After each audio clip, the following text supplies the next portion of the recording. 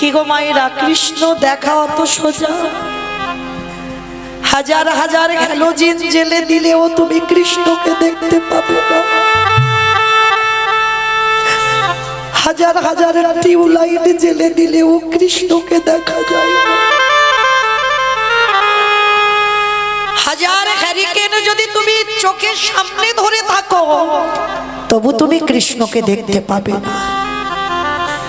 কৃষ্ণকে দেখতে গেলে সবার আগে তোমার ভক্তির নয়ন চাই।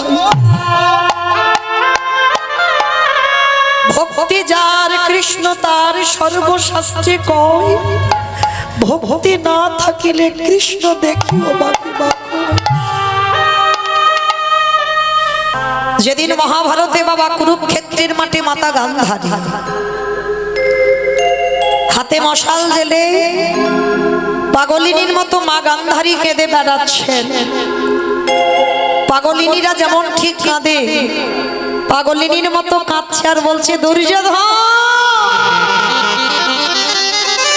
দুঃশাসন, একবার তো কেউ তোরা মা বলে ডাক। গান্ধারীর একটা নয় দুটো নয় বাবা, শত শত পুত্র, 100টা ছেলে। সেই 100টা ছেলে কুরুক্ষেত্রের মাঠে গেল যুদ্ধে। কেউ যখন ফিরে আসছে না, মাতা গান্ধারী গেল দেখতে ছেলেগুলো কেন ঘরে ফিরল না। হাতে মশাল জেলে যাচ্ছে, যখনই চরণটা দিয়েছে বাবা দেখে না কাটা মাথার উপরে পা পড়েছে।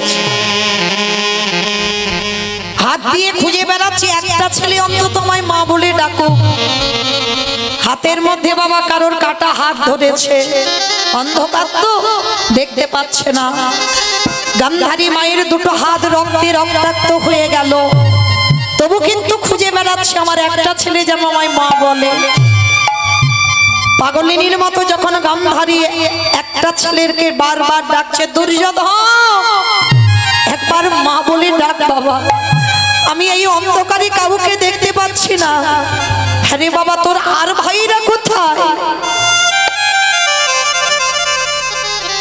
যখনই মা কাউকে পাচ্ছে না মনে মনে সিদ্ধান্ত নিল, এ জীবন আমি আর রাখবো না, এই জীবন আমি গঙ্গায় ত্যাগ করে দেব।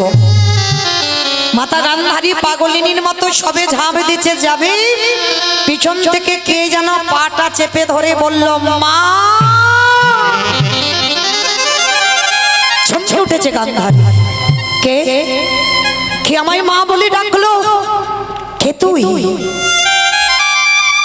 অন্ধকার তো, মশালটা মুখের সামনে ধরে দেখলো মুখ ঠুকে পড়ে আছে দুর্যোধন। দুর্যোধন, রে বাবা, এমন করে মুখ ঠুকে পড়ে আছিস কেন? ওঠ বাবা ওঠ, তুই তো কথা দিয়েছিলিস তুই যুদ্ধ করে ঘরে ফিরে যাবি তোর ভাইদেরকে নিয়ে, তুই এখনো মুখ ঠুকে পড়ে আছিস কেন? দুর্যোধন মার দুটো চরণ ধরে বলছে, মা, আর তোমার সঙ্গে আমার যাওয়া হবে না। চমকে উঠল গান্ধারী, কেন আমার সঙ্গে যাবি না? তুই কার সঙ্গে যাবি? যাবো কি করে? যাবো কি করে? আমি যে উরুভঙ্গ হয়ে পড়ে আছি মা, দাঁড়াবার ক্ষমতা নেই আমার। খোকা, তুই উরুভঙ্গ হয়ে পড়ে আছিস, কে করেছে তোর উরুভঙ্গ? বলবো বলবো মা, বলবো বলবো বলেই তো এখন আমি প্রাণটা ধরে রেখেছি। খোকা, তোর আর ভাইরা কোথায়? আর কোনো ভাইদের তো দেখতে পাচ্ছি না, কারো সারা শব্দ পাচ্ছি না, তারা কো? নেই মা, আমার একটাও ভাই বেঁচে নেই। একটা একটা করে তোমার 99টা ছেলেকে হত্যা করেছে।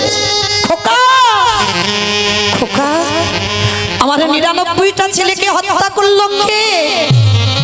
বলবো মাগো, ওই নামটা বলে যাবার জন্য এখনো আমি আমার প্রাণটা ধরে রেখেছি। জানো মা, ওরা ছিল 5 জন আর আমরা ছিলাম 100 জন। দুপক্ষকে খেলাবার জন্য একটা রেফারির প্রয়োজন হয়েছিল।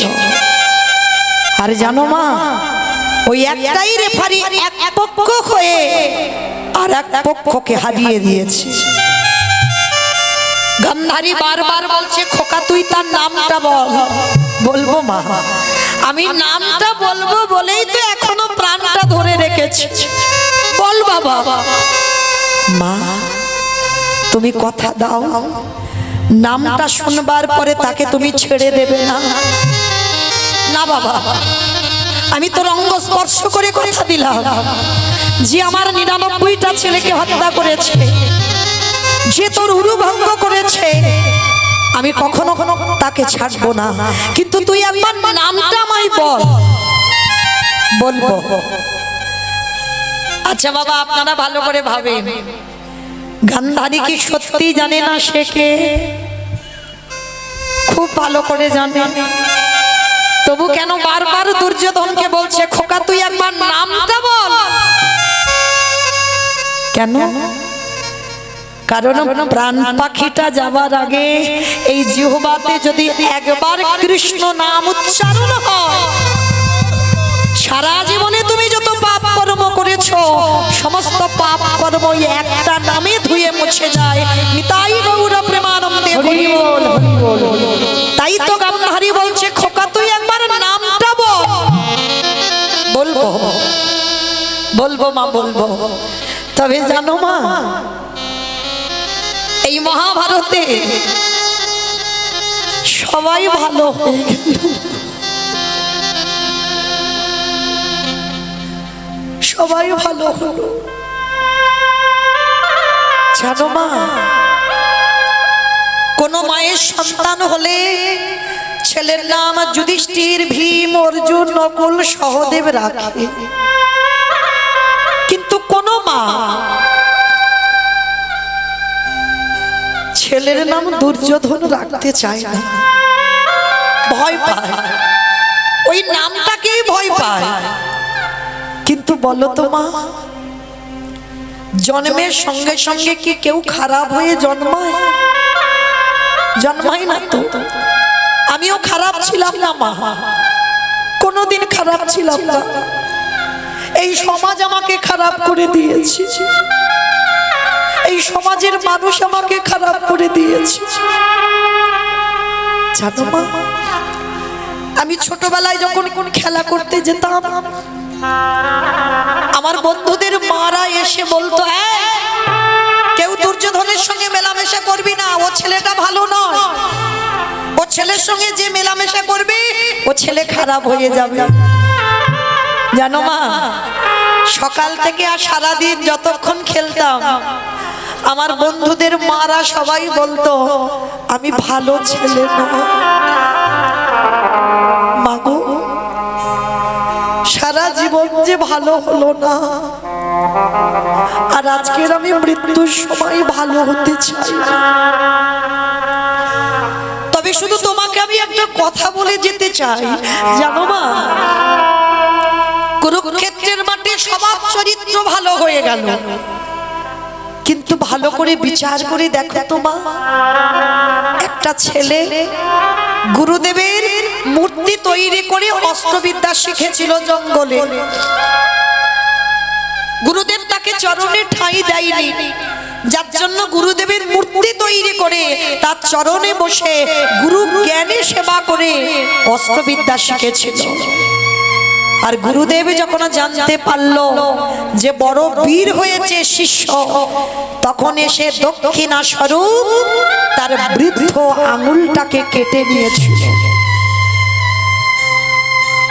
কে বাবা সেটা? একালব্য। যখন অষ্টগুরু দ্রোণাচার্য বুঝতে পেরে গেল যে অর্জুনের থেকে বাবা অধিক বীর একালব্য ছিল, কিন্তু একালব্যকে তো বীর করলে হবে না, আমার অর্জুনকে বীর করতে হবে। আর তার জন্য দক্ষিণা স্বরূপ ওই ছোট্ট ছেলেটার আঙুলটাকে কেটে নিল। কেন? ওই আঙুলটা যদি কেটে নেওয়া হয় ভালো করে তীর চালনা করতে পারবে না। দক্ষিণা স্বরূপ কেটে নিল। বলো না মা, মহাভারতে তারাই সবাই মহান ব্যক্তি হয়ে গেল। সত্যি কি এরা ভালো কাজ করেছিল? করেনি তো। তাহলে মহাভারতে তারাই মহান। আর শুধু একা দুর্যোধন খারাপ হয়ে গেল। মা, আমি জীবনে যখন ভালো হইনি আর মরার আগেও আমি ভালো হতে চাইনি, তবে কথা দাও মা, যে ছেলেটার জন্য তোমার ৯৯টা ছেলে প্রাণ হারালো, আজকের আমি উরুভঙ্গ হয়ে পড়ে আছি, কথা দাও মা তুমি তাকে ছেড়ে দেবে না। গান্ধারী বলছে, খোকা তুই একবার তার নামটা বল। বলবো মা, বলবো। মা, তুমি তাকে চেনো, তুমি তাকে জানো, তুমি তাকে দেখেছো, তুমি তাকে ভালোবাসো। খোকা, তাকে চিনি, জানি, দেখেছি, ভালোবাসি, সে কে? তুই নামটা তো একবার বল। মা গান্ধারী চাইছে ছেলেটা মরার আগে যেন কৃষ্ণ বলে মরে। বারবার বলছি, খোকা তুই নামটা একবার বল। বলবো, বলবো মা, বলবো, বলবো বলেই তো বেঁচে আছি। তবে তুমি কথা দিচ্ছ কিন্তু তাকে ছেড়ে দেবে না। শোনো মা, যে ছেলেটাকে তুমি ভালোবাসো, যে ছেলেটাকে তুমি চেনো, যে ছেলেটাকে তুমি সামনে থেকে দেখেছো, সে আর অন্য কেউ নয়। খোকা তুই নামটা একবার বল, তুই নামটা বল, যার নাম হলো কৃষ্ণ। কৃষ্ণ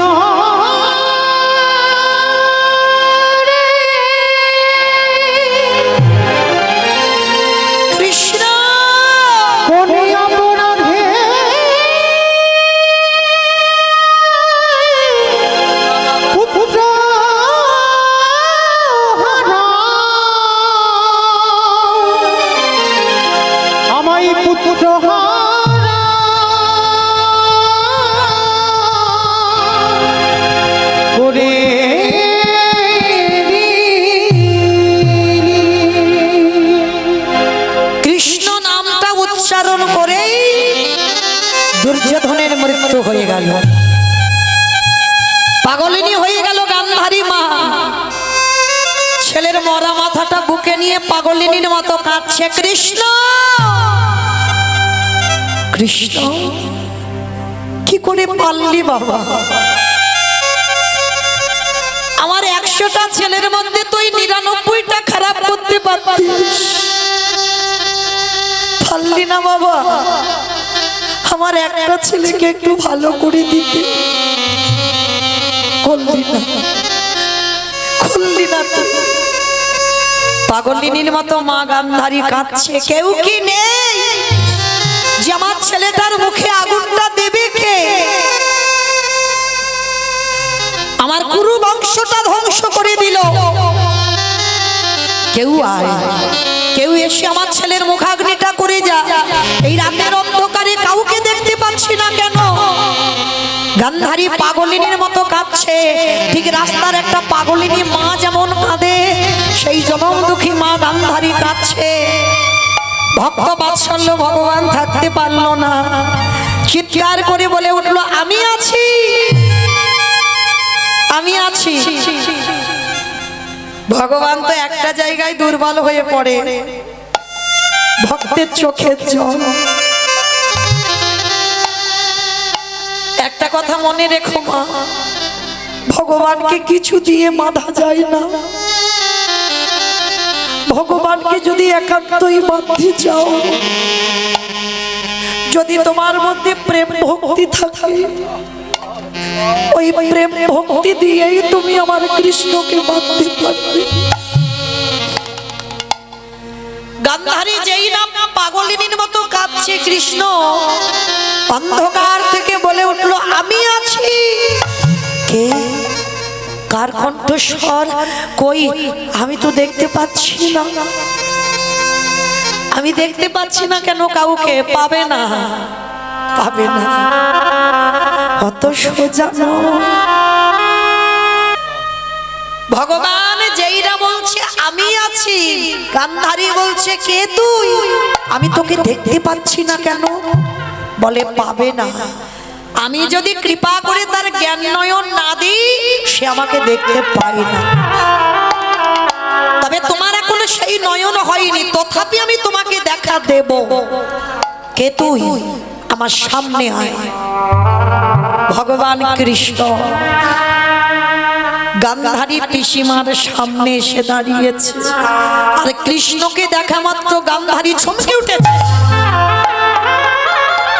কৃষ্ণ, তুই তুই আমার ছেলের মুখে আগুন দিবি?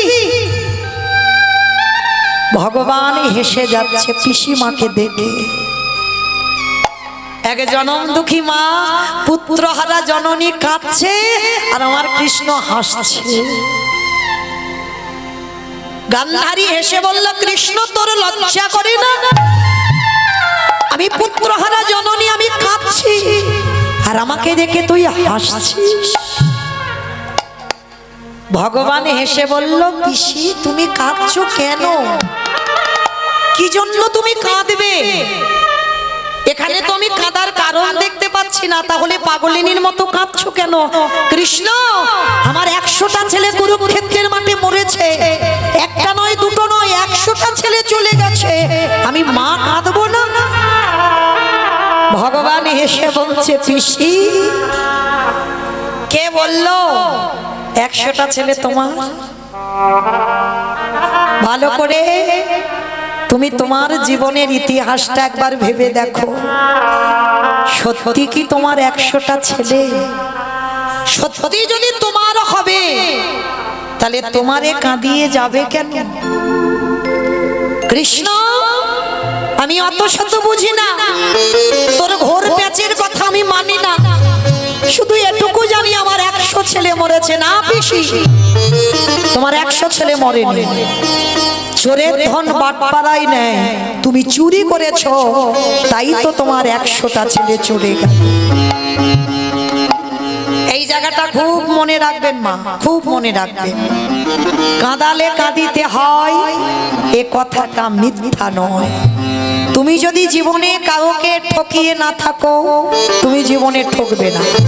তুমি জীবনে কাউকে না কাঁদিয়ে রাখলে, তুমি জীবনে কাঁদবে না। তুমি যদি কাউকে না দেখে হেসে থাকো, দেখবেন অনেকে দুঃখের সময় হাসে না। তুমি যদি এমন স্বভাবের মানুষ হয়েছিলে কোনোদিন, তাই তো আজকে তোমার দুর্গতি এমন হলো। তাহলে কাঁদালে কাঁদিতে হয়, এ কথাটা মিথ্যা নয়। পিসি, 100টা ছেলে তোমার কি করে হলো?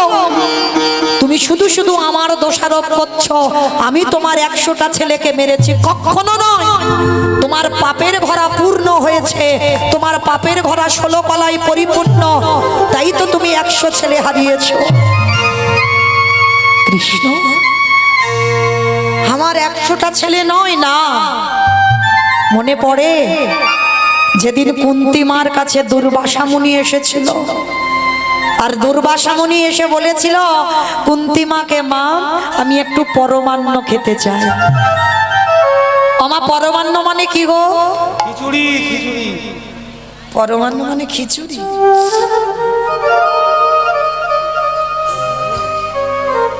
পরমান্ন মানে পায়েস, তাই তো?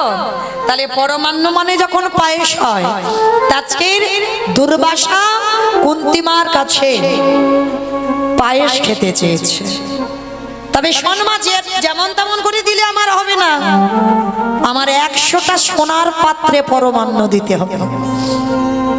100টা সোনার পাত্র জোগাড় করেছিল বাবা গান্ধারী মান হরিবল, কুন্তী মা 99টা, আর 99টা জোগাড় করে একটা পাত্র পাইনি বলে কি করেছিল জানো? ওই গরম ফুটন্ত পায়েস নিজের বক্ষের উপরে ঢেলে দিয়েছে। কি গো মা, পারবেন অতিথি সেবা এমন করে করতে? গরম ফুটন্ত পায়েস একটা স্বর্ণপাত্র পাইনি বলে স্বর্ণপাত্রের থেকে মূল্যবান হলো হৃদয় পাত্র।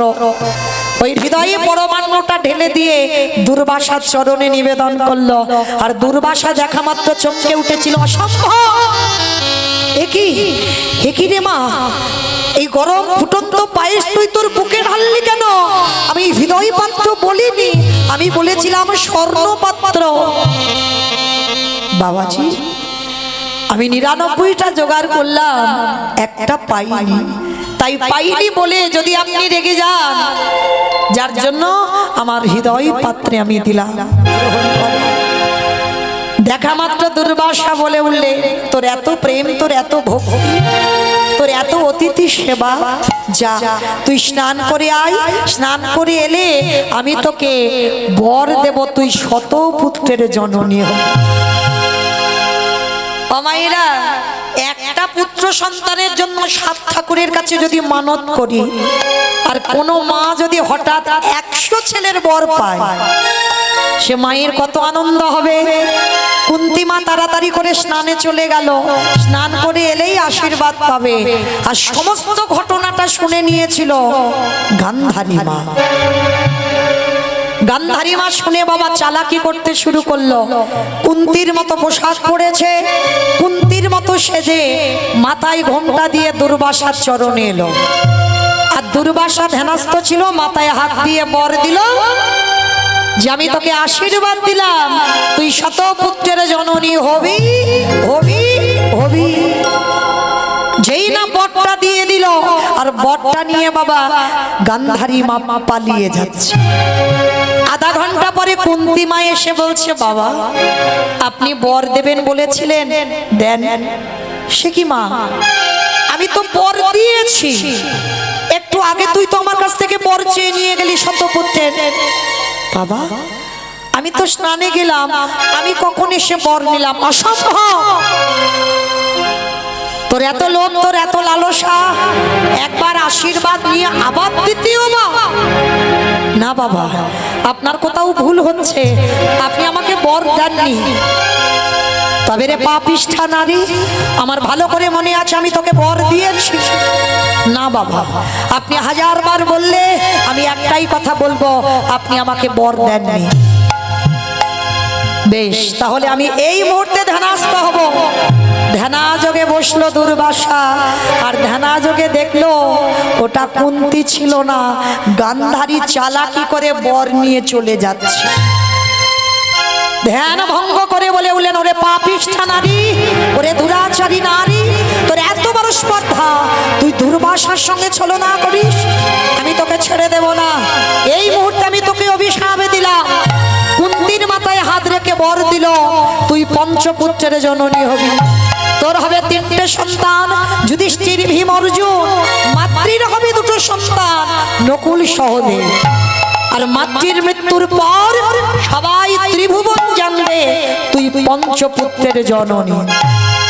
আর আমি গান্ধারীকে অভিশাপ দিলাম, যেমন আমার সঙ্গে ছলনা করলো, তোর 5টা ছেলের হাতে ওর শত শত পুত্র নিধন হবে হবে হবে।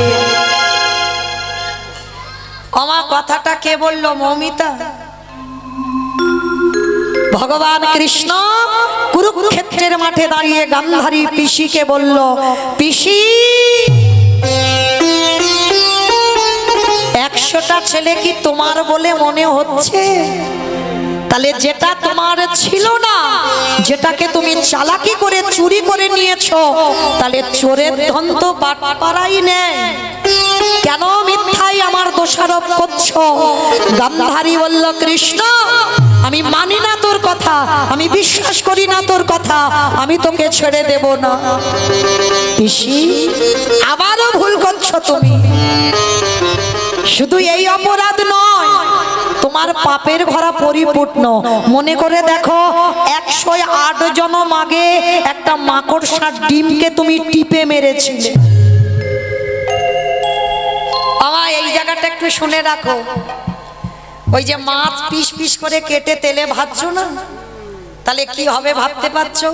গান্ধারী একটা মাকড়সার ডিমকে মেরেছিল, তার গতিটা কি হলো দেখো। 108 জনম আগে এই অন্ধ ধৃতরাষ্ট্র আর গান্ধারী এরা স্বামী স্ত্রী বিবাহ করে বাসর সজ্জায়, মানে ফুলসজ্জার রাত, শয়নে যাবে। আর হঠাৎ ব্রাহ্মণী দেখলো উপরে একটা মাকড়সা বেয়ে যাচ্ছে। সঙ্গে সঙ্গে ব্রাহ্মণী বলল, হে ব্রাহ্মণ, তুমি আর আমি পালঙ্কে যদি শয়নে যাই, সুখের নিদ্রায় যদি থাকি, ঘরে কেউ নেই, কিন্তু মাকড় সাজে দর্শন করবে। তাই তাই মাকড়সাটাকে পেরে দাও। ব্রাহ্মণীর বাইনা থামাতে ব্রাহ্মণ পেরে দিল মাকড়সা। আর যখনই মাকড়সাটাকে পেরে দিল, ওই মাকড়সার দেখবেন মা, অনেকে দেখেছেন বড় বড় মাকড়সা যখন বেয়ে যায় না দেওয়ালে, পেটের মধ্যে সাদা রঙের একটা থলি থাকে না, কি মা দেখেছো? ব্রাহ্মণী কি করেছিল, মাকড়সাটাকে ধরে ওই পেটে থেকে থলিটা টেনে ছিঁড়ে নিয়েছিল। আর ছিঁড়ে নিয়ে ওই থলিটাকে মাটিতে আছাড় দিল। আর যখনই আছাড় দিল, ছোট্ট ছোট্ট ডিম বার হলো। আর ব্রাহ্মণীর আনন্দ হলো, যদি ডিমগুলোকে মারতে পারতাম। বাম পায়ের বৃদ্ধ আঙুল দিয়ে ওই ডিমগুলোকে একটা একটা করে টিপে টিপে মারছে। মাকড়সাকে মারিনি, ডিমগুলোকে মারছে। মাকড়সা দেওয়ালে বসে বসে কাঁদছিল, হে দয়াময়, তুমি আমার মনুষ্য কুলে জন্ম দাওনি, তুমি আমার দিয়েছো ক্ষুদ্র প্রাণ, কোন মুহূর্তে চলে যায়। কিন্তু আমি তো কোনো অন্যায় করিনি, কিসের জন্য ওই ব্রাহ্মণী আমাকে মা ডাক থেকে বঞ্চিত করে দিল? আমার সন্তানরা পৃথিবীর আলো বাতাস পেল না, কিসের জন্য? তবে আমি মাকড়সা বলে ছেড়ে দেব না। ওই ব্রাহ্মণীকে আমি অভিশাপ দিয়ে রাখলাম, আজ যেমন আমি পুত্র শোক আমি ভোগ করব, আমার সন্তানদের মৃত্যু দর্শন করছি, আমার ছেলেগুলো ছটফট করে মরে যাচ্ছে, আমি ওই ব্রাহ্মণীকে অভিশাপ দিলাম, ওকেও আমার মতো একদিন এইভাবে পুত্র হারাতে হবে হবে হবে। একটা মাকড়সা অভিশাপ দিল 108 জনম আগে। ভেবে দেখেন মা, আমরা মনে মনে করি এ জন্মে অপরাধ করলাম, হয়তো সামনের জন্মে হবে বা তারপরের জন্মে হবে, বলে না। যদি তোমার পূর্ণের ভরা পূর্ণ থাকে, কিন্তু কর্মভোগ করতে হবে বাবা, কোনো না কোনো জন্মে। এ জন্মে হয়তো তুমি অনেক পূর্ণ সঞ্চয় করেছো, যার জন্য তুমি কষ্ট পাবে না। যে অন্যায় করবে সেই অপরাধ তোমাকে ভোগ করতে হবে হবে হবে।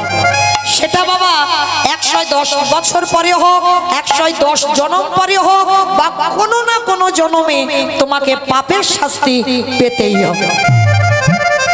তো আজকে যেটা গান্ধারী পাচ্ছে 108 জন্ম আগে যে পাপ করলো, আজকের কৃষ্ণ বলছে, পিসি তুমি কাঁদলেও আমার করার কিছু নাই, কারণ এই পৃথিবীতে কেউ আমার আপন নয়, কেউ আমার পরও নয়।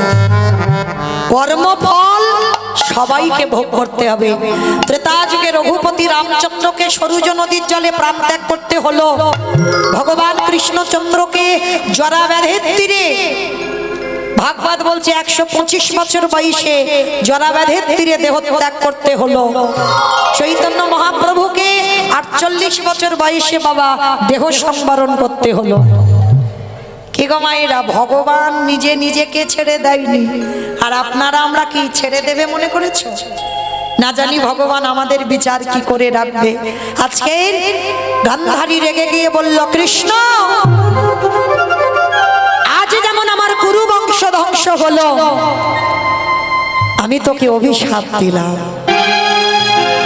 ওরে কৃষ্ণ রে,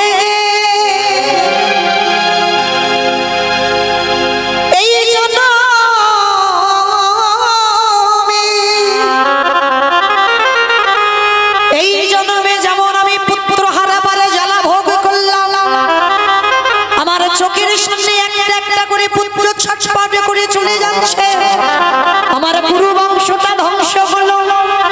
আমি তোর সত্যিকারের যদি ভালোবেসে থাকি, আমি যদি তোর পিসিমা হয়ে থাকি, আমি তোর অভিশাপ দিলাম, তোর 56 কোটি যদু বংশ ধ্বংস হবে। না না বলো না,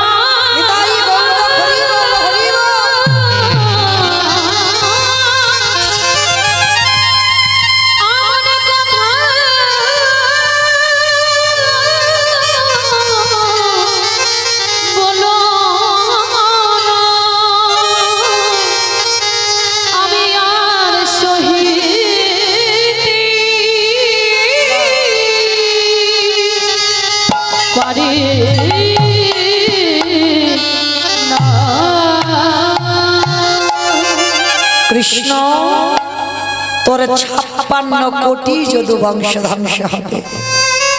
ও মায়েরা, এই পৃথিবীতে ভালো করে লক্ষ্য করে দেখেন, যত ঝামেলা যত চাপ আমার সব ভগবানের উপরে, তাই নয়? গোটা পৃথিবীর মানুষের দুঃখ জ্বালা যন্ত্রণা ব্যথা সবই তো আমার ভগবানের চরণে অর্পণ করে।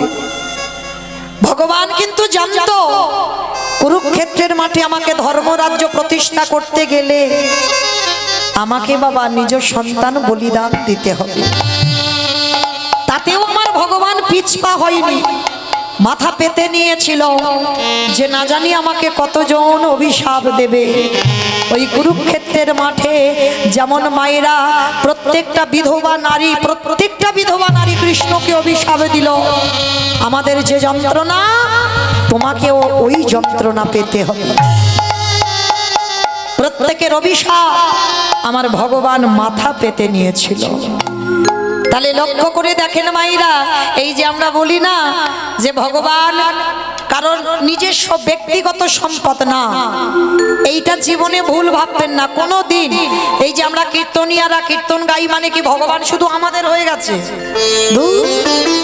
যদিও বা আপনাদের একটু হয়, কীর্তনিয়াদের মোটে নয়, এদের তো মোটেই নয়। তাহলে ভগবানকে যে ভালোবাসার মতো বাসে, যে ডাকার মতো ডাকে, ভগবান তার। যাদের জন্য তুমি সারা দিনের মধ্যে একবারও গৌর প্রাণ কৃষ্ণ বলে কাঁদতে পাচ্ছ না, শেষের দিনে তোমার কেউ সঙ্গী নয়। ও যে যতই বলুক না কেন বাবা, আমি তোমায় জীবন দিয়ে ভালোবাসি, আমি তোমায় প্রাণ দিয়ে ভালোবাসি, কেউ তোমারই ভালোবাসে না। পৃথিবীতে যা যা কিছু দেখছো বাবা সব অনিত্য। যেটা আজকের আছে তোমার, সেটা কালকে অন্য কারোর হবে।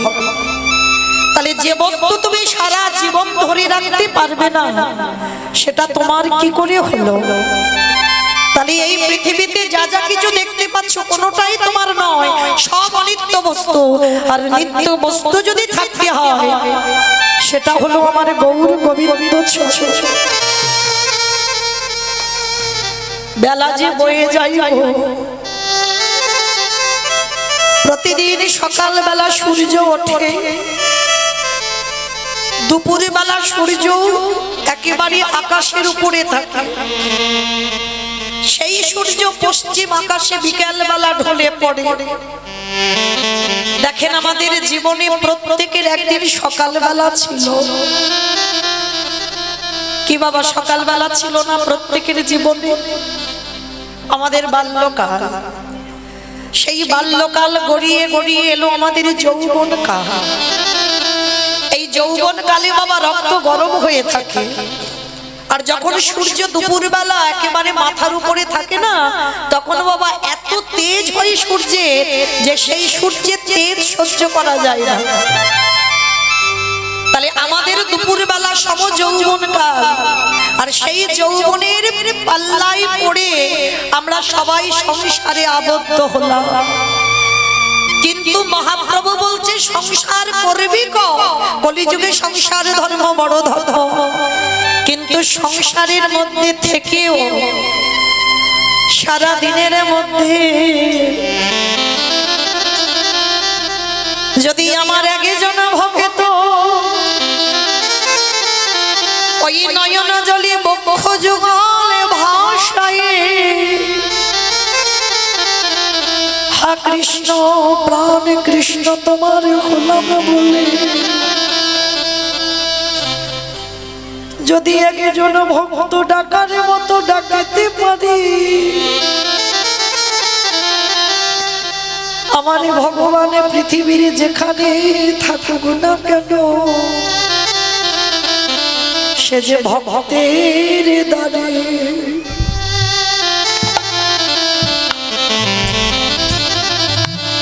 আমার দয়াল ছুটি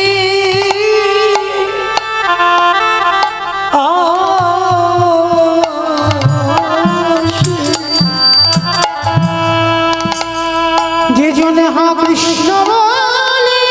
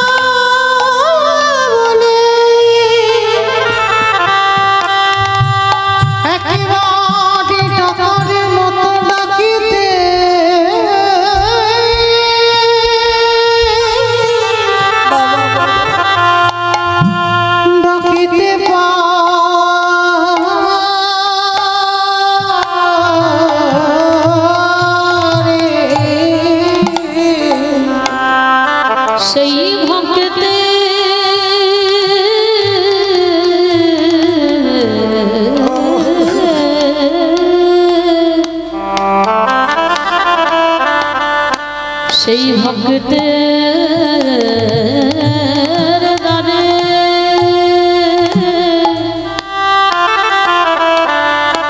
দ্বারে ছুটে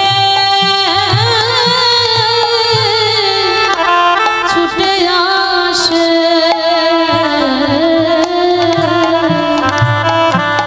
ওগো যে জন দেহ মন প্রাণ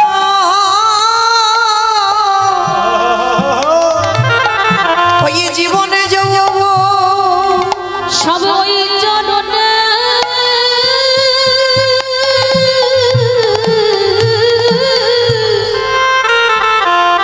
সপে দিয়েছে আমাদের কারোর কৃষ্ণ ভজন ভজন হলো না কৃষ্ণ বলে বলে এইভাবে এলাম। সবাই আমরা মায়ার বাঁধনে বন্দী হলাম শুধু আমার করে মরলাম। দয়াল আমার মতো পাপী আর কেহ না। বলে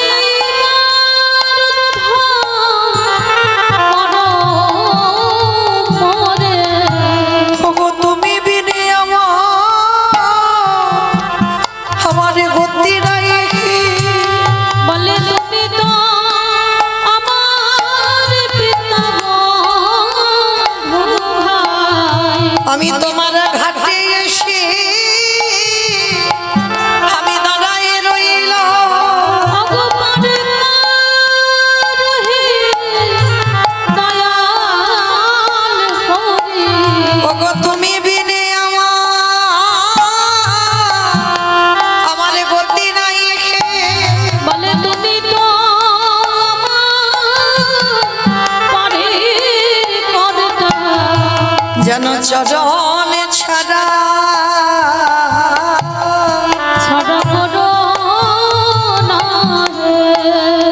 আস্তে ও মাইরা আমার ভগবান একটু ভালোবাসার কাঙাল গো এই যে দামোদর মাসে আমার অনেক মায়েরা মাধুকুরি করি আজকের এই যে হরিনামের আয়োজন করেছে তাদের উদ্দেশ্যে বিশেষ করে বলা আমার ভগবান একটু ভালোবাসার কাঙাল আমার ভগবান কোনোদিন ভক্তের কাছে বলেনি বাবা আমায় শ্বেতপাথরের মন্দির গড়ে দে ভক্তের কাছে কোনোদিন বলেনি আমায় দামি দামি ফল মিষ্টির ডালা দিয়ে খেতে দে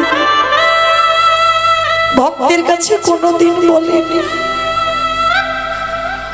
আমার দাম দিয়ে রজনীগন্ধার মালা এনে আমার গলায় পড়া ভগবান কোনোদিন বলে না ভক্তের কাছে আমায় দামি দামি পোশাক পরিয়ে দে তবে বাবা ভগবানের লোভ নেই বলা ভুল আছে কি লোভ আছে জানো আমার ভগবান ওটে কলির জ্ঞানন্ধজি সারা দিনে চলে যায় দিনান্তে যদি একজন ভক্ত আমার চরণে বসি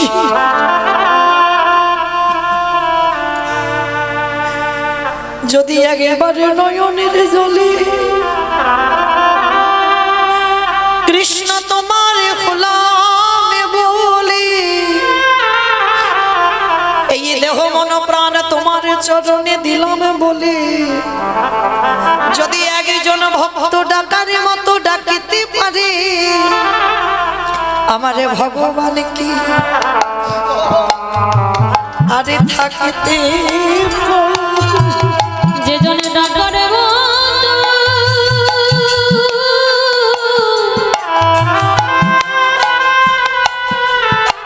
ডাকার মতো ডাকিতে পারে আমার ভগবানকে থাকিতে পারে।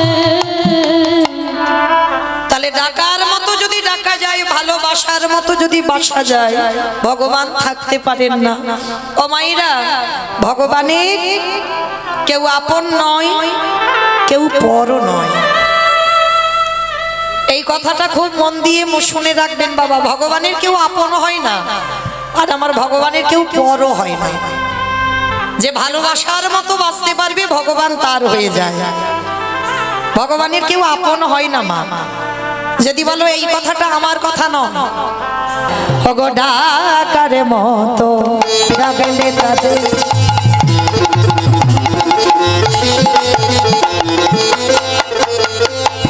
আমার ভগবান থাকিতে পারে।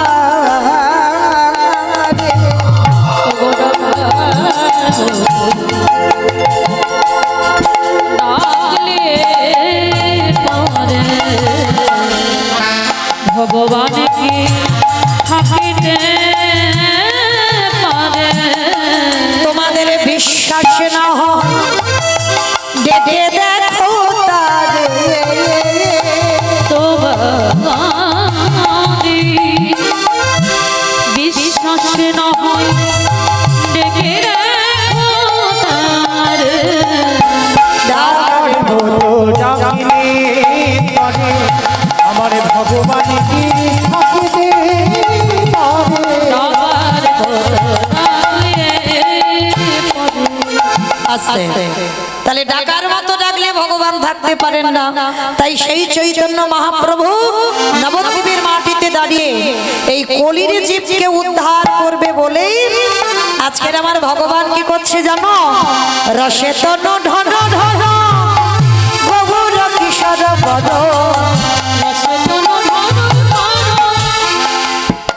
আমার উলু কই গো?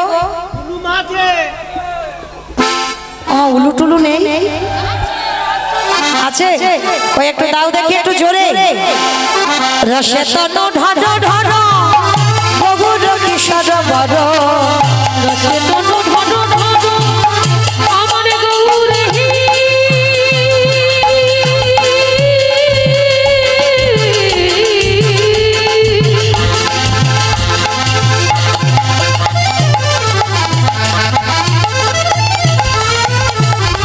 আমার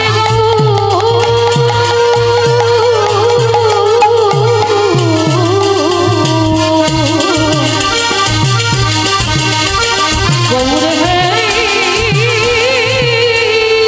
নিতাই গৌর হরি বল হরি বল। আরে রসে তনু ঢন ঢন গৌর কিশোর বর। এ নামে শ্রীকৃষ্ণ চৈতন্য। কৃষ্ণ চৈতন্য। এ নামে শ্রীকৃষ্ণ চৈতন্য। নামে শ্রীকৃষ্ণ চৈতন্য। এই শ্রবণে গুরু কথা কহিতে অন্তরে ব্যথা। এসবনি গুরু কথা কহিলে তারে ব্যথা। ভক্ত বিনা নাহি জানে অনন্য। কবিরা নাহি জানে অন্য। নিতাই গৌর হরি বল। বিনা নাহি জানি অন্য। কবিরা নাহি জানে অন্য। আস্তে। তাহলে নবদ্বীপের মাটিতে আমার চৈতন্য মহাপ্রভু ভক্তদের নিয়ে বাবা সুরধ্বনি গঙ্গার তীরে ধুলায় গড়াগড়ি যাচ্ছে। ও মায়েরা, যেটা আমরা পারি না সেটা বৃন্দাবনের ব্রজঙ্গনাগণ করেছিল। আর এইখানে একটা কথা মনে রাখতে হবে, যদিও বা বেশিরভাগ আমরা নারী জাতি, কিন্তু যে কজন পুরুষ আছেন আপনারা যেন মনে করবেন না যে আপনারা পুরুষ। এইটা মনে রাখবেন, পুরুষ আপনারা নন, পুরুষ একজন আমার অনাদিরাদি গোবিন্দ।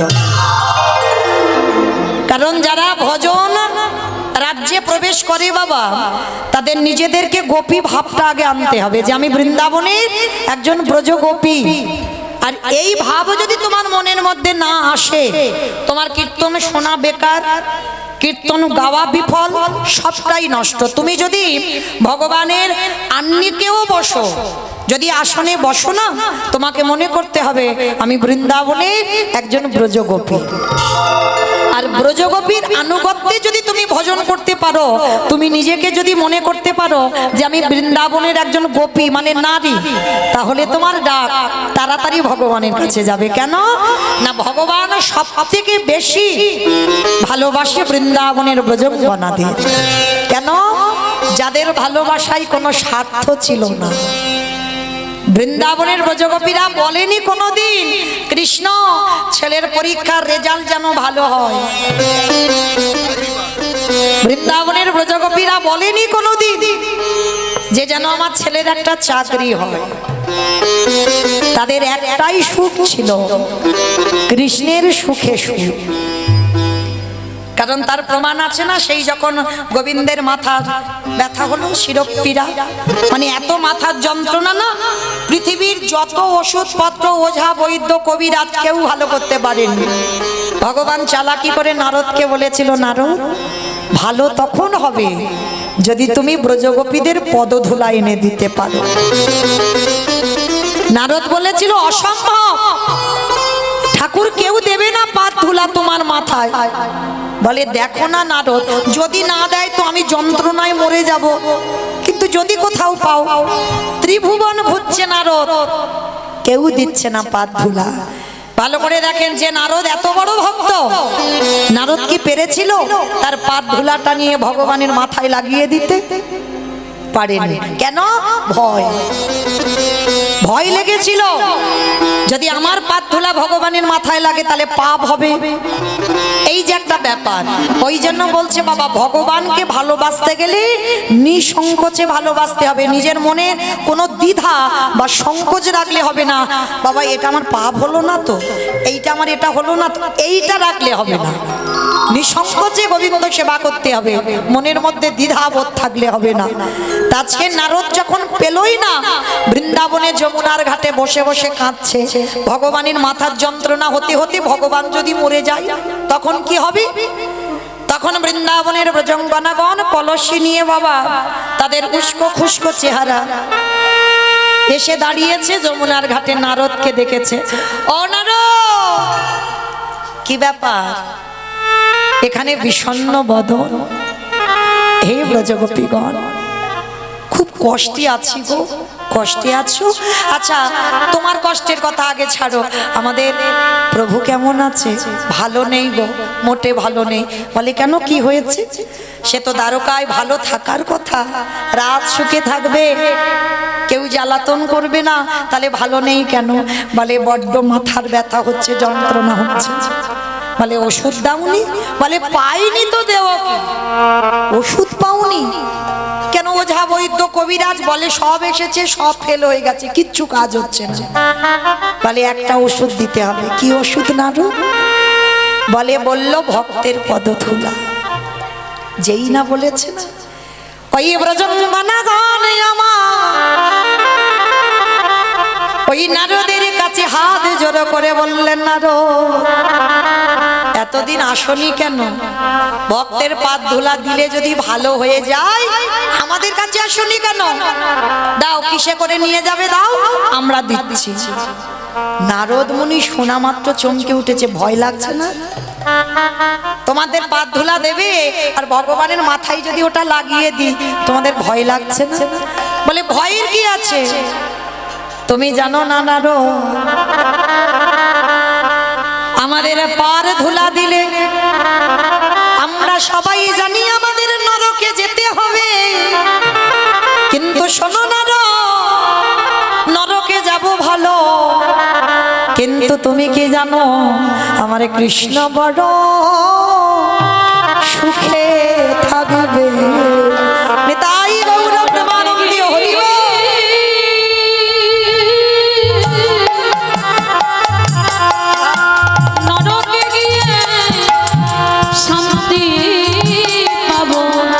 আমাদের কৃষ্ণ বড় সুখে থাকবে। তাহলে কৃষ্ণের সুখের জন্য যদি আমাদের নরকে যেতে হয়, হাসতে হাসতে রাজি। তখন ওই নামাবলী পেতে দিল। আর দেখবেন নামাবলীতে আছে না গোপীদের পদচিহ্ন। নারদ মুনি ওই 8 জন সখীর পাদ ধুলা চাগাতে পারছে না, মানে এত ভারী।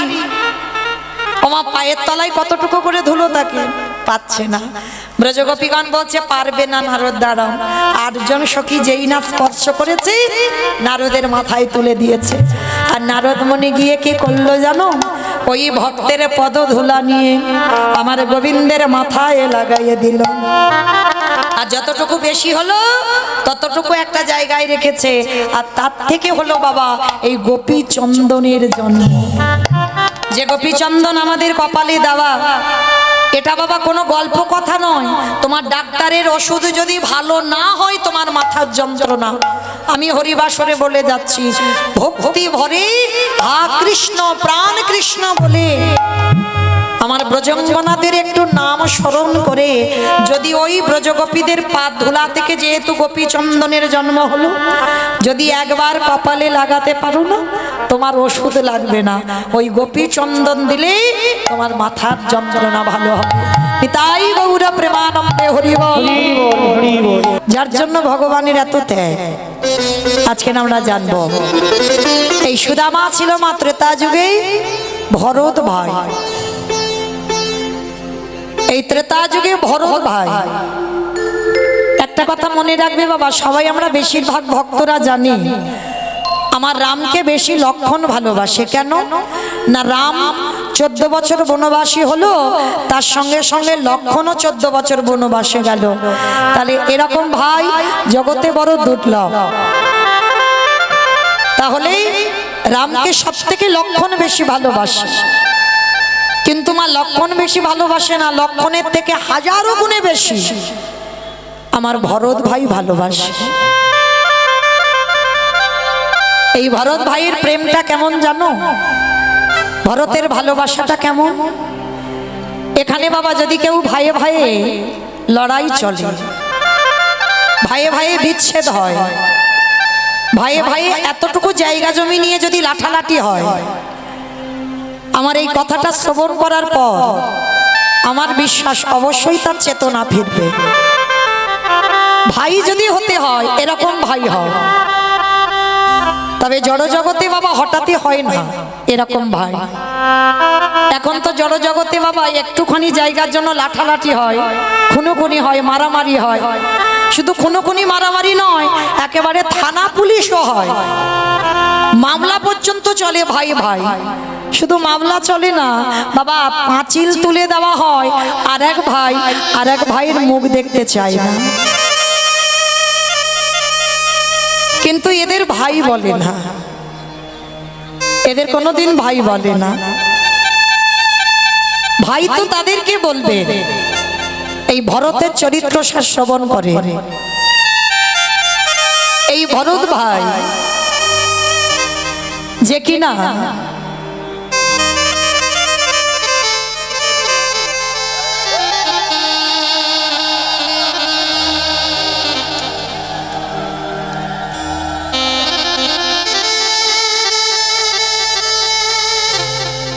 এই যে ভরত ভাই যে কিনা রামকে এতটাই ভালোবাসতো, কিন্তু মা রাম যখন বনবাসী হয় তখন বলেন তো ভরত কোথায় ছিল?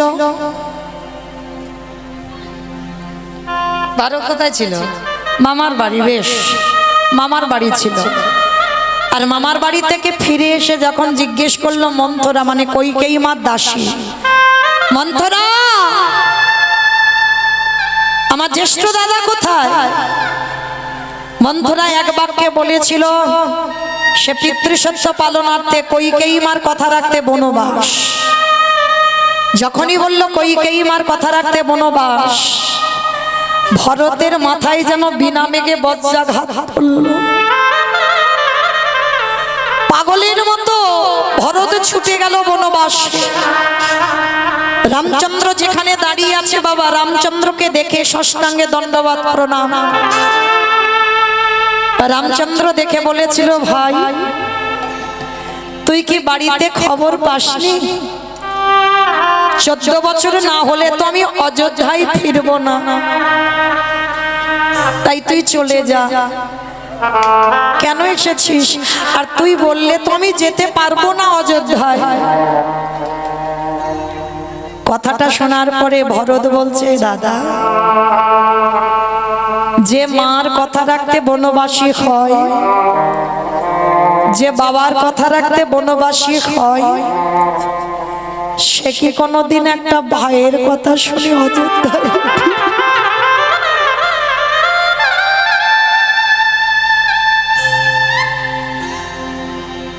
জানি দাদা, পিতৃসত্য পালনে যে বনবাস হয়, সে কোনোদিন একটা ভাইয়ের কথা শুনে অযোধ্যায় ফেরে না। তা ফিরবো না তুই জানিস, তা আমার কাছে এলি কেন? দাদা, তোমাকে দুটো প্রশ্ন করতে। আমার মা যে বাবার কাছে দুটো বর চেয়েছিল, ওই দুটো বরের মধ্যে কোন বরটা আগে চেয়েছিল? কি মায়েরা, আপনারাই বলেন, কোন বর আগে চেয়েছিল? রাম বনে যাক না ভরত রাজা হোক?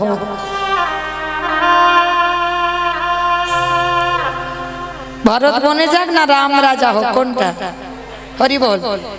রামচন্দ্র বনবাসী হবে আর ভরত নাকি রাজা হবে, এই দুটোর মধ্যে কোনটা আগে চেয়েছিল?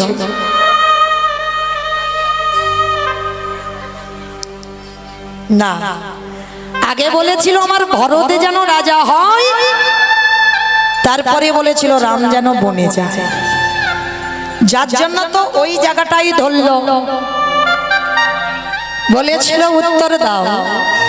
আমার মা যে বলল যে ভরত রাজা হোক, তারপরে রাম বনে যা, তাহলে আমি মামার বাড়ি থেকে ফিরলাম না, আমি রাজা হলাম না, তুমি পালিয়ে এলে কেন? দাদা, তুমি জগৎকে বোঝাতে পারো ভুল, কিন্তু তোমার ভরত ভাইকে নয়। তোমার ভরত ভাইকে তুমি ভুল বোঝাতে পারো না, কারণ আমি জানি আমি মামার বাড়ি থেকে ফিরে আমি যদি রাজা হই, আমি আদেশ দিতাম কেউ বনবাসে যাবে না।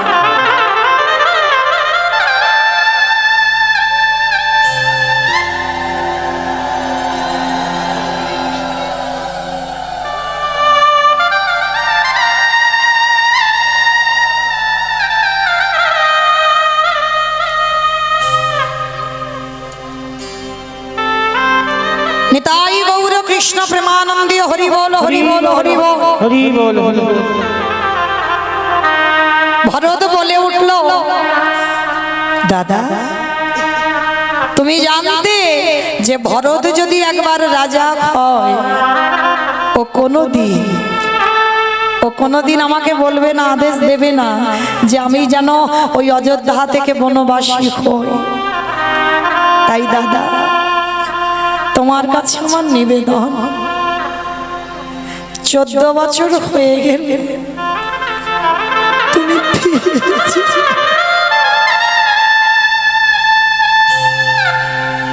14 বছর হয়ে গেলে তুমি ফিরে যেও।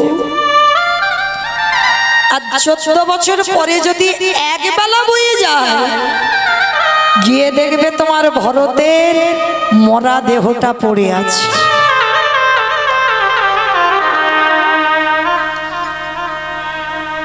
আর একটা কথা বলেছিল ভরত, দাদা আমি তো তোমার কাছে কোনোদিন কিছু বায়না করিনি, আজ আমি তোমার কাছে একটা জিনিস চাইবো, তুমি দেবে? বল, যদি আমার কাছে থাকে আমি তোকে দেব, বল কি চাইছিস? দাদা দিতে যদি হয় দাও দাও না দাদা, তোমার ওই দুটো চরণের খড়ম জোড়া। কারণ যে জায়গাটা তোমার জায়গা, সে জায়গাতে আমি কোনো দিন বসতে পারবো না। দাদা গো,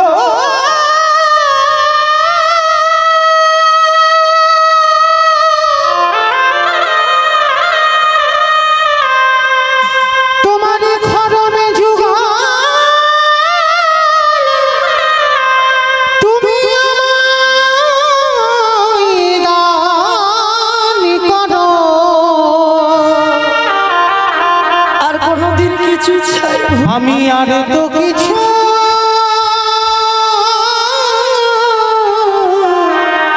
চাহি না।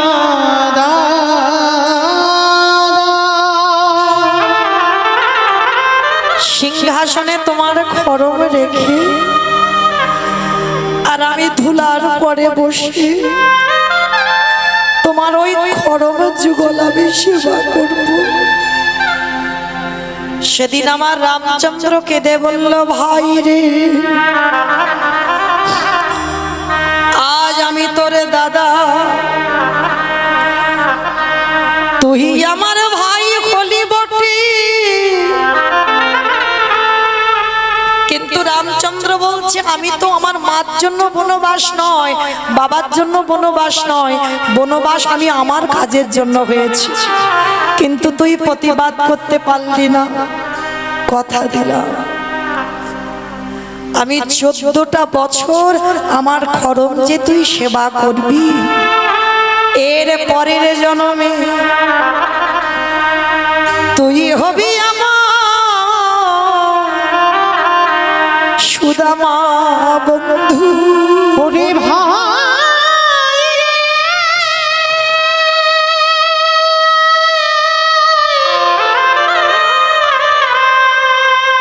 ওরে প্রতিজ্ঞা করে গেলাম, ওরে পর জনমে তুই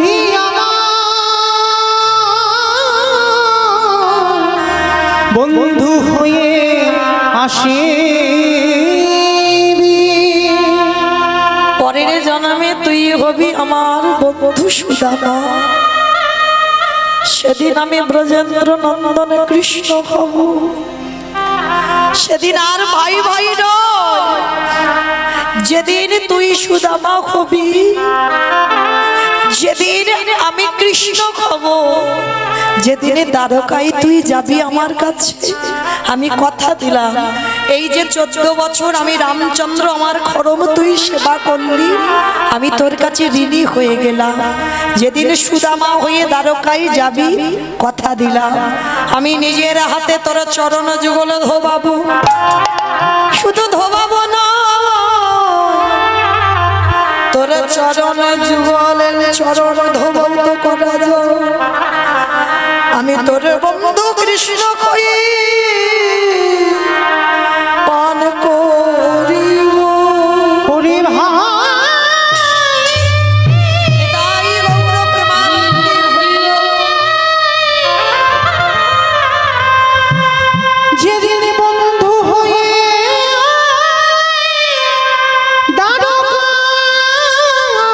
দ্বারকায় যাব,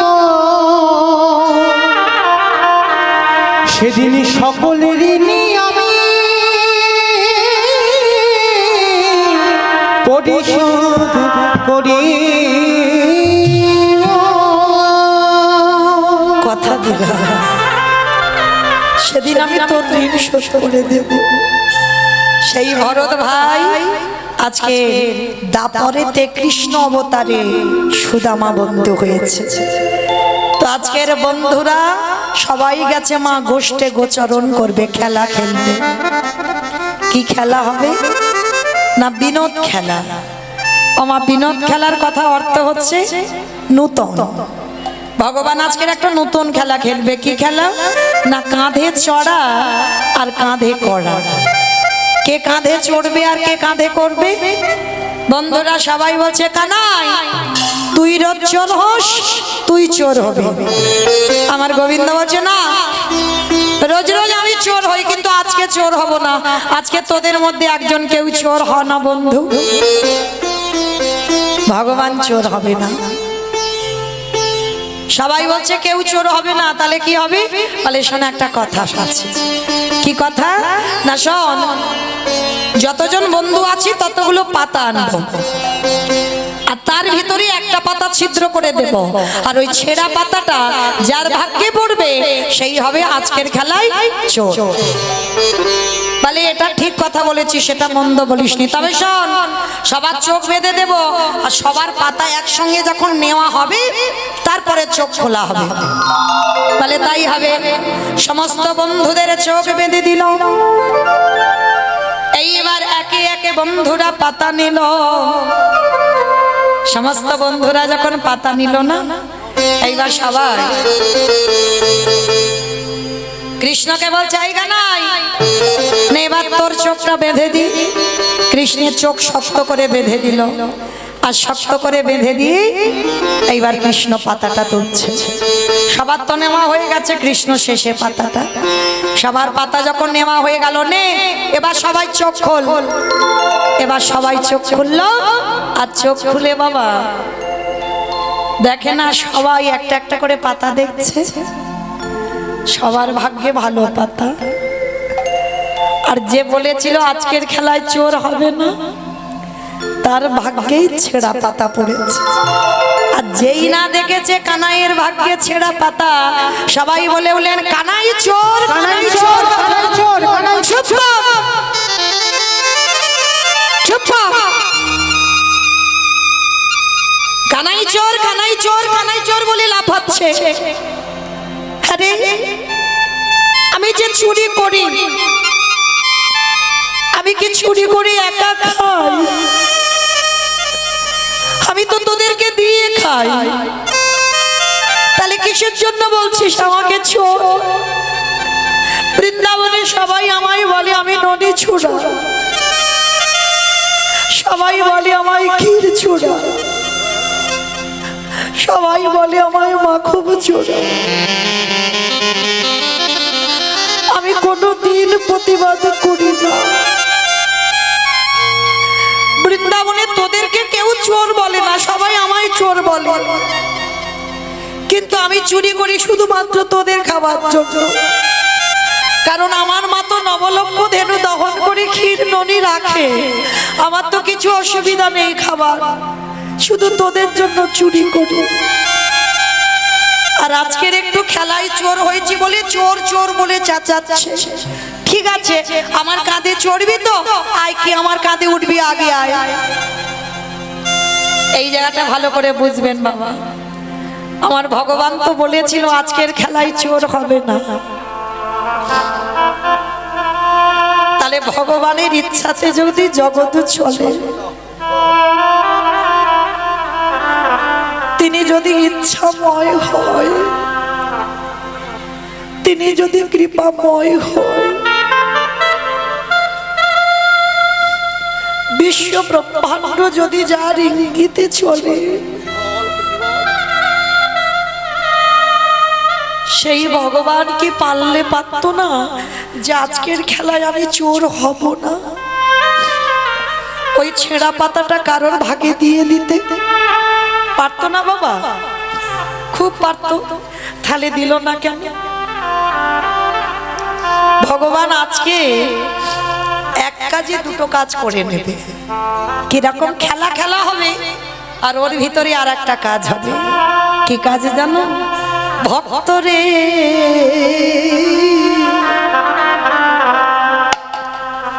এই জগতে সবাই আমায় ভালোবাসে বটে, সবাই আমার চরণ ধুলা নাই বটে, কিন্তু ভক্তরে আমার মনের বড় বাসনা, আমি ভক্ত চরণ ধুলা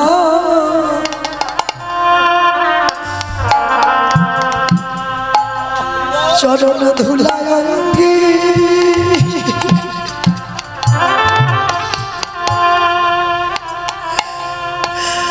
অঙ্গে মাখি। আমি এই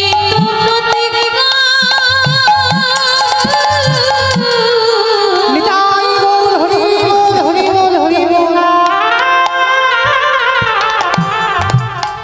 আমি এই প্রতিজ্ঞা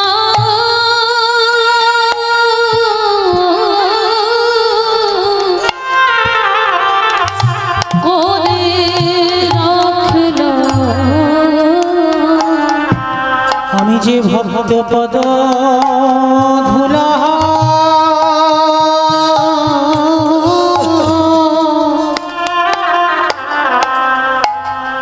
ধুলাই অঙ্গে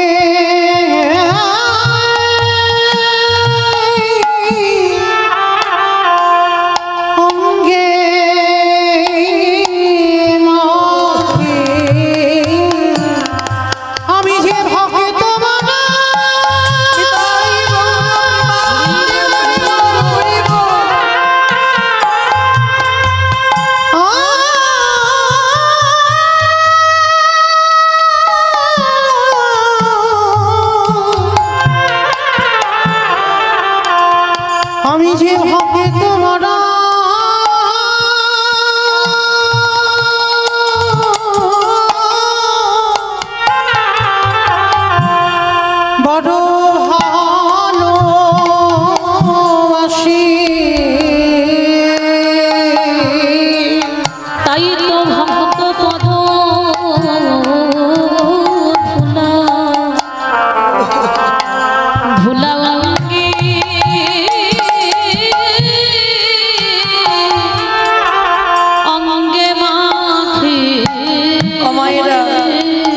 দেখো কেমন ভক্ত আর কেমন ভগবান, ওই ভক্ত পদ ধুলায় অঙ্গে মাগবার লাগি, ওই ভক্ত পদ ধুলা অঙ্গে মাগবার লাগি। ওগো আমারে আমারে ভগবান, দেখো কেমন আজ খেলায় চোর সেজেছে। কেন আজকের খেলার পণ ছিল কাঁধে চড়াই আর কাঁধে কড়া। আমার ভগবান কৃষ্ণ যখন চোর হলো, সমস্ত বন্ধুদের কৃষ্ণ কাঁধে চড়াবে। আরে এইবারে কৃষ্ণ যখন বন্ধুদের কাঁধে নেবে, আমার কাঁধে যদি ভক্ত বসে, বন্ধু যদি কাঁধে বসে, তাহলে মা তার দুটো পা কোথায় পড়বে? বলি আরে তো চলো ছাড়িব না গো। রাঙা চরণে নিতাই গৌর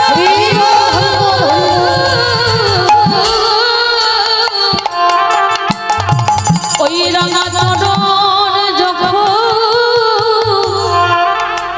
এই তরিতে ধরেছে, আমি আর তো চরণে ছাড়ব না গো। আজ ভক্ত কাঁদে আর ভগবান কাঁদে। ভগবান যেই না বন্ধুদের চরণ যুগল হৃদয় ধারণ করিল, চরণ যুগলে হৃদয়ে ধারণ করল। আমার ভগবানের চোখের জল একটা একটা করে বন্ধুদের পায়ে পড়ছে। বন্ধুরা বাৎসল্য প্রেম হরিবল, বন্ধুরা সখ্য প্রেমে বলল বন্ধুরে এই কানাই তোর কষ্ট হচ্ছে না? আর কষ্ট হচ্ছে বলে বলতে পারছিস না, তুই আমাদের চরণ দুটো ধরে কাঁদছিস। এরা তো বাবা সোজা সরল ছেলে, গোয়ালা জাতি, বলছে কৃষ্ণের কষ্ট হচ্ছে বলে খেলায় কাঁদছে। ভগবান মনে মনে বলে বন্ধুরে আমি কষ্টের জন্য কাঁদি নাই, তাহলে কেন কাঁদিলাম জানিস? আমারে বহুদিনের আশা আজ যে খেলার মাঝে পূরণ হয়ে গেল। মাঝে পুরাণ হয়ে গেল। আমি অনেক দিন ধরে মনে মনে ভাবিলাম একদিন আমি ভক্ত চরণ হৃদয়ে ধরে কাঁদেব, তাই সেই আশায় আজ আমার পূরণ হলো। তাই তো বন্ধুরে তোদের চরণ ধরে আমি কেঁদে আমি যে ওই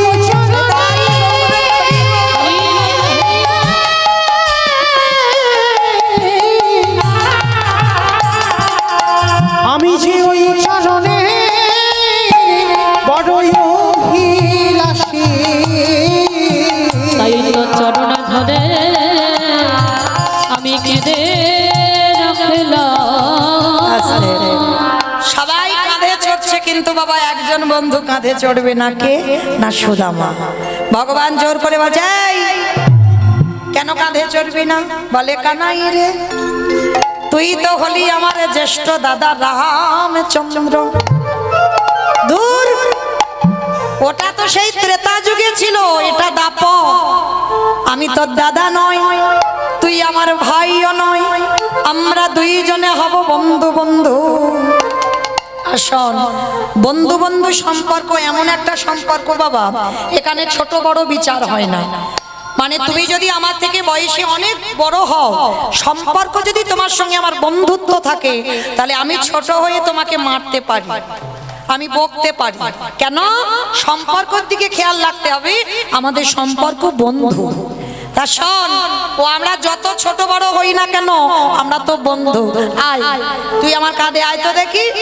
এইবারে যেই না কাঁধে এসেছে আর যেই না কাঁধে উঠলো, ভগবান মনে মনে ভাবলো ভরদের 14 বছর আমার খরম নিজের হাতে সেবা করলি, তাই তো তোর চরণ যখন আমার বুকে পেলাম, আরে তো চরণ ছাড়ব না হে।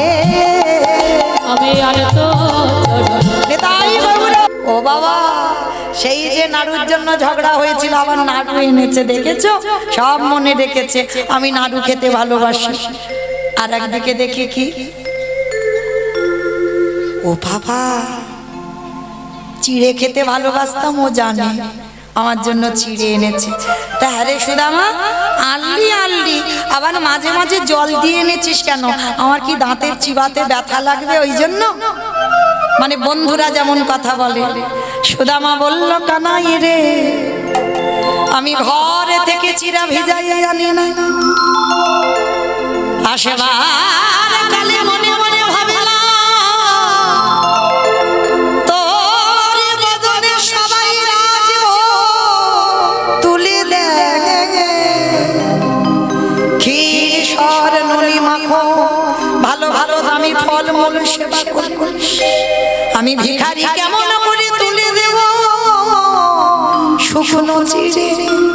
তাই যখন চিড়ের পুটলি আমার বুকে ছিল, ওই বুকে নিয়ে আস্তে আস্তে ভাবলাম, এই ভিখারির ভিক্ষা করা খুদের নাড়ু, এই ভিখারির ভিক্ষা করা চিড়ে আমি কেমন করে আমার বন্ধু কৃষ্ণের বদনে তুলে দেব।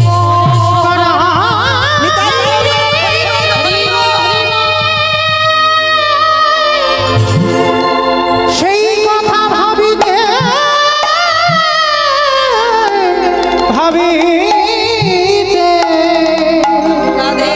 আমার চোখের জলে ওই চিরা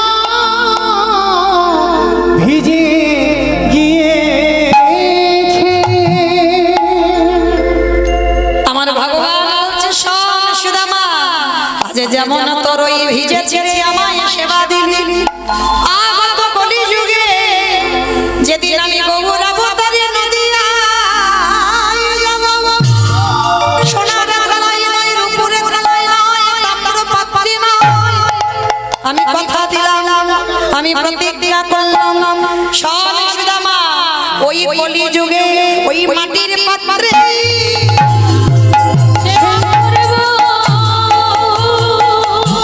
আমি এই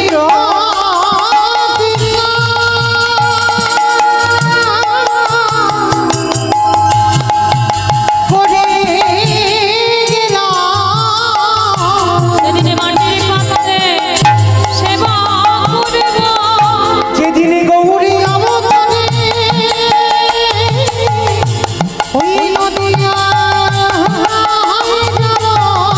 সেদিনে মাটির পাত্রে সেবা করব, সেদিনে কেঁদে যখন ভাষায়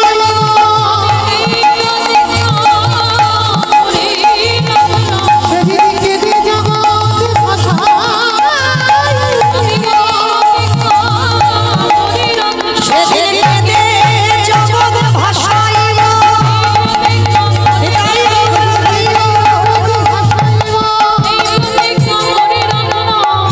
এই মাটির পাত্রে সেবা করিব।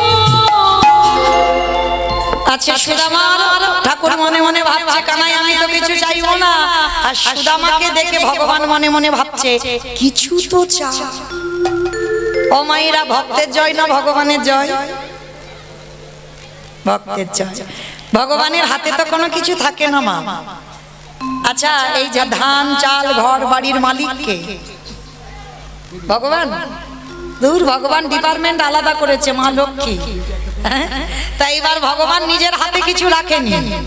হ্যাঁ, উনি যেমন কর্মচারীর মতো থাকে, এক একজনকে দায়িত্ব দিয়েছে। যেমন আজকে এই যে কার্তিক পুজো, কেন কার্তিক পুজো হবে? কেন কার্তিক পুজো করছে কেন? কার্তিকের মতো যেন একটা ছেলে হয়, তাই না? তাহলে ভগবান যদি মনে করতো, তাহলে ভগবান তোটা দিতে পারতো, দিতে পারবে না। কেন? ওই যে দায়িত্ব আলাদা আলাদা করে দিয়েছে। যেমন লক্ষ্মী পুজো ধান চাল, সরস্বতী পুজো বিদ্যা বুদ্ধি, হ্যাঁ, আবার মনসা পূজা, যাতে ভক্তে সাপে না কাটে, মানে ভগবান তাই তো। কিন্তু ঈশ্বর পরমা কৃষ্ণ সচ্চিদানন্দ বিগ্রহ অনাদির আদি গোবিন্দ সর্ব কারণের কারণ। গাছের গোড়া ভগবান। যেমন ধরুন বাবা মা বর্তমান জীবিত আছে, 5 ছেলে বউ নাতিপুতি এক সংসারে, বলো তোমার নিমন্ত্রণ পত্র কার নামে ছাপানো হবে? ঠিক বলেছে আমার। তোমাদের এখানে কি বৌমার নামে হয়? বাবার নামে, মারও নামে নয়। মাকে বলা মানে বাবাকে আলাদা করে বলতে হবে, আর মাকে বলা মানে ওই হরিবল, বাবাকে বলা মানে ওই এক ধাপ দিয়ে ছেলে বউ নাতিপুতি সব একসঙ্গে হয়ে গেল। হ্যাঁ, কারণ বাবা হচ্ছে গাছের গোড়া, আর গাছের গোড়াতে জল দিলে আর ডালপালায় শাখা পোশাকাই দিতে লাগে না।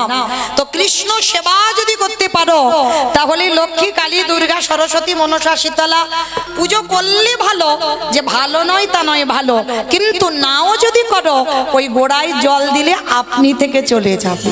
হ্যাঁ, তো আজকে ভগবান মা লক্ষ্মীকে ডাকলো, যাও ভক্তের কুড়ে ঘর রাজ অট্টালিকা করে দিয়েছো, ধান চাল সোনা দানায় ভরে দিয়েছো। মা লক্ষ্মী গিয়ে বিদর্ভ নগরে ভরে দিয়ে এলো। সকালবেলা এই মা সুদামা ঠাকুর ঘরে ফিরবে। ভগবান বলছে, দাঁড়া, একা যেতে হবে না, কষ্ট করে এসেছিস, আমি তোকে নিয়ে যাব। তুই যাবি? হ্যাঁ। এইবার রথে করে নিয়ে সুদামাকে নিয়ে গেল বিদর্ভ নগরে। আর যেখানে মা কুড়ে ঘর ছিল সেখানে বিল্ডিং তৈরি হয়েছে। হাই যা, আমার কুড়ে ঘর কই? মনে হয় কেউ তুলে দিয়ে আমার স্ত্রীকে তাড়িয়ে দিয়ে তার অট্টালিকা বানিয়ে দিয়েছে। হাই ভগবান, এবার আমার স্ত্রীকে কোথায় খুঁজে পাবো? বসুন্ধরা, তুমি কই গেলে? এবার বসুন্ধরা তখন কোথায়? রাজ রানী সেজে স্বর্ণ অলঙ্কারে ভূষিতা, একেবারে রাজ অট্টালিকা থেকে সোনা দানায় ভরপুর হয়ে আছে অলঙ্কারে। এইবার সোনার থালায়, রূপোর থালায় ধূপি দিবি প্রদীপে ঘন্টা বাজিয়ে যেই না সুদামা ঠাকুরের কাছে এলো, হ্যাঁ গো গিন্নি, কি করে তুমি এত বড় লোক হলি আর এত সোনা দানা পড়ে আছো কি করে? বলে, কেন? সবই তো তোমার কৃষ্ণের কৃপা। বলে, আমি তো বলিনি কিছু। বলে, বলতে লাগে না। বলে, হ্যাঁ গো গিন্নি, আমি দ্বারকায় কষ্ট করে হেঁটে গেলাম আর তুমি ঘরে বসে পেয়ে গেলে, কি করে? বলে, শোনো, তুমি করেছো ভগবান সেবা, আমি করেছি তোমার মতো স্বামীর পদ সেবা। ও মায়েরা, জানো তো এ জগতে সতী তারা যাদের ঘরে পতি আর বাইরে পতি, ঘরে পতি আর বাইরে পতি, যাদের ঘরে পতি আর বাইরে পতি, ঘরে পতি আর বাইরে পতি, বলি এ জগতে তারাই সতী, ঘরে পতি আর বাইরে পতি। আমার যাদের দুটো করে স্বামী তারা সতী। তা কাদের দুটো করে স্বামী আছে একবার হাত তোলো তো দেখি। দেখাচ্ছে হেসে উঠলো, তার মানে কি মনে করলো ভাবতে পারছো? যদি জানাজানি হয়ে যায়। রাধে, কি গো, সবার দুটো স্বামী আছে তো? খেয়াল রেখো। আর এখানে যদি কেউ বলে ফেলো আমার একটা স্বামী, তার মানে সে অসতী। যার দুটো স্বামী সে সতী। কিরকম? যার ঘরে পতি আর বাইরে পতি। কিরকম? ঘরে পতিটাকে পরমাত্মা রূপী ভগবান, আর বাইরের পতিটা অগ্নি সাক্ষী করে বাবা যার হাতে দিল, সেটা হলো বাইরের পতি। দুই পতির ভজন যারা করতে পারে এ জগতে তারাই সতী। যারা দুই পতি ভজন করে এ জগতে তারাই সতী। আস্তে। আচ্ছা মা, সতী হাত তো তুললে, এবার একটা কথা সত্যি করে বলবে? আমার যাওয়ার বাঁশি বেজে গেছে, চলে যাব। আচ্ছা বলো, এই যে সকালবেলা করে উঠে স্বামীর পায়ে প্রণাম করো তো? বলো, জোরে বলো। বাবাদের জিজ্ঞাসা করো, বাবাদের। আচ্ছা, তোমরা বলতে পারবে না।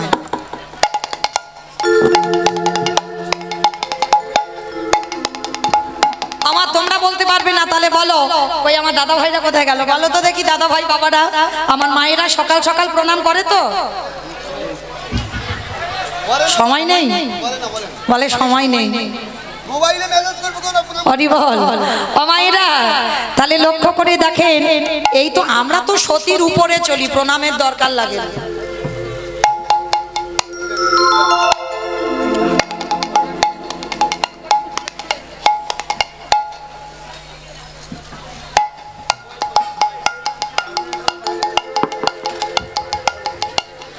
তুই বার করেছিলি? রাধে এইবার সুদামা ঠাকুরের শ্রী বসুন্ধরা বলছে তুমি গেছো দ্বারকায়, আমি তোমার চরণ সেবা করে পেলাম। এইবার বলেন শোনো, যখন তুমি আমার চরণ সেবা করে পেয়েছো, আমি দ্বারকায় গিয়ে পেলাম, এসো একবার কৃপা করে আমরা দুজনে ডাকি, নয়ন ভরে যুগল দর্শন করি। বিদর্ভ নগরে আজকে সুদামা ঠাকুর মা বসুন্ধরা যেই না নয়ন জলে ডাক দিল, ভক্ত বাৎসল্য ভগবান থাকলো না। এটা বল আগে উপর টাকা ওই তোর কি 25 তারিখ জারদাহ কালীতলা মন্দির প্রাঙ্গণ কবে? দেখতে পাইনি কই।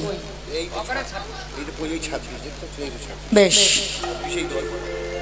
26 তারিখে পদাবলী কীর্তন আরম্ভ।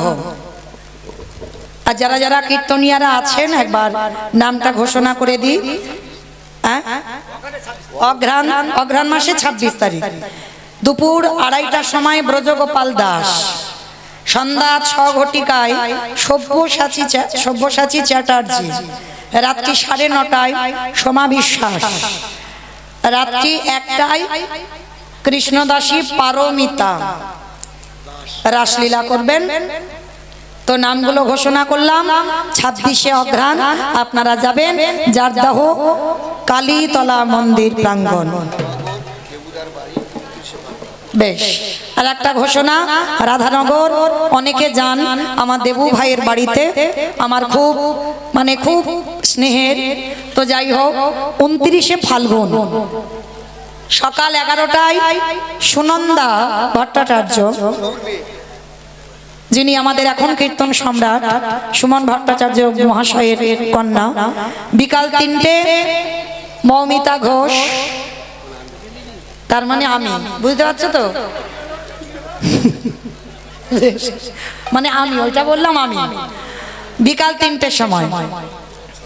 আর সন্ধ্যা 7টায় সুমন ভট্টাচার্য, রাত্রি 10টায় অনুরাধা দেব গোস্বামী, রাত্রি 1:30টায় রাসলীলা পরিবেশন করবেন মেঘনাথ মালি। বলে দিলাম 29শে ফাল্গুন। বাবা এখন অনেক দেরি, তোর দিন যদি হরিবোল হয়ে যায় বলা যায় না। তো যাই হোক, এখন আছি, এখন দেখে নাও। ওই 26 29 তারিখ পর্যন্ত থাকবো বলে গ্যারান্টি দিতে পারছি না, কেমন আগে থেকে বলে যাচ্ছি। চলো